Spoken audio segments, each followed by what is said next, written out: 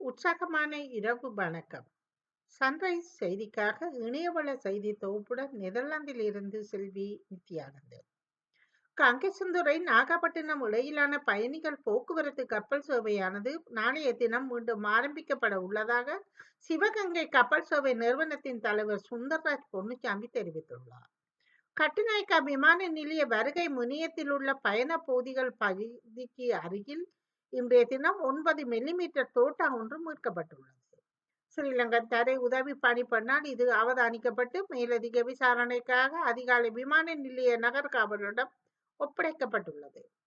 யாழ்ப்பாண பல்கலைக்கழகத்தின் முகாமைத்துவ கற்கைகள் வணிக பீட சிங்கள மாணவர்களுக்கிடையே ஏற்பட்ட மோதலில் ஒருவர் காயமடைந்துள்ளார்.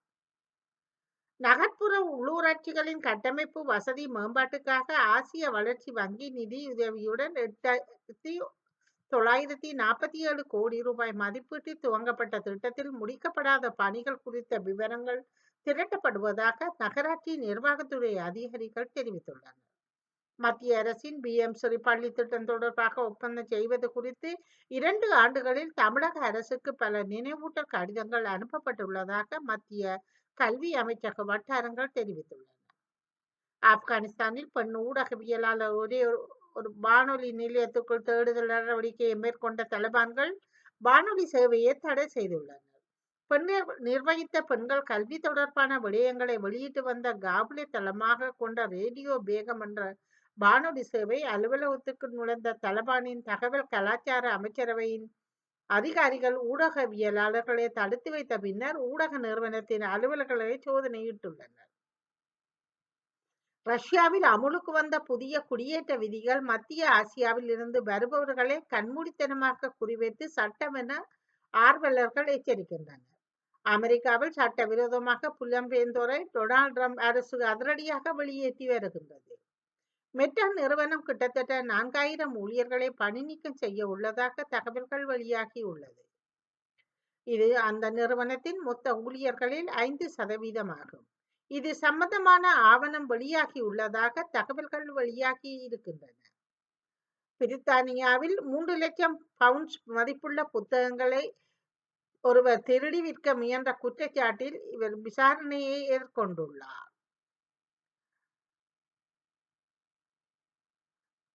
பிரித்தானியாவில் சாரதிகளுக்கு முக்கிய எச்சரிக்கை ஒன்று விடுக்கப்பட்டுள்ளது. அதாவது மூக்கு கண்ணாடி அணியும் வழக்கம் கொண்டவர்கள் வாகனம் ஓட்டும் போது கண்ணாடி அணிய மறந்தால் அவர்கள் 1000 பவுண்ட்ஸுகள் அபராதம் செலுத்த நேரிடும் என அறிவிக்கப்பட்டுள்ளது.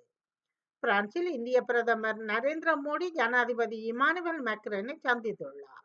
3 நாட்கள் அரசுமுறை பயணமாக இந்திய பிரதமர் நரேந்திர மோடி பிரான்சுக்கு சென்றுள்ளார். பிரித்தானியாவுக்குள் சீன நிறுவனம் ஒன்று அனுமதிக்கப்பட்டுள்ள நிலையில் அதனால் பல பிரச்சனைகள் ஏற்படும் என பல தரப்பில் இருந்தும் எச்சரிக்கை விடுக்கப்பட்டுள்ளது. ஜெர்மனியின் பாதுகாப்பை வலுப்படுத்த வேண்டும் என கூறியுள்ள ஜெர்மனியின் வருங்கால சான்சலர் என கருதப்படும் அரசியல்வாதி அதை எப்படி செய்வது என்று தனது திட்டத்தை வெளியிட்டுள்ளார்.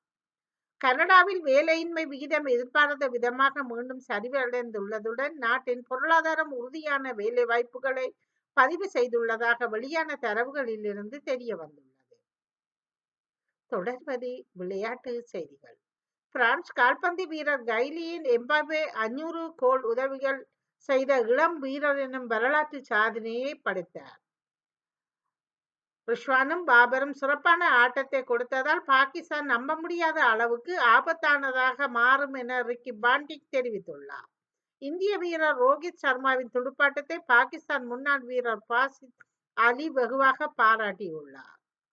இங்கிலாந்து அணிக்கு எதிரான 2வது ஒருநாள் கிரிக்கெட் போட்டியில் இந்திய அணித்தலைவர் ரோஹித் சர்மா 119 ஓட்டங்களை அளித்துள்ளார்.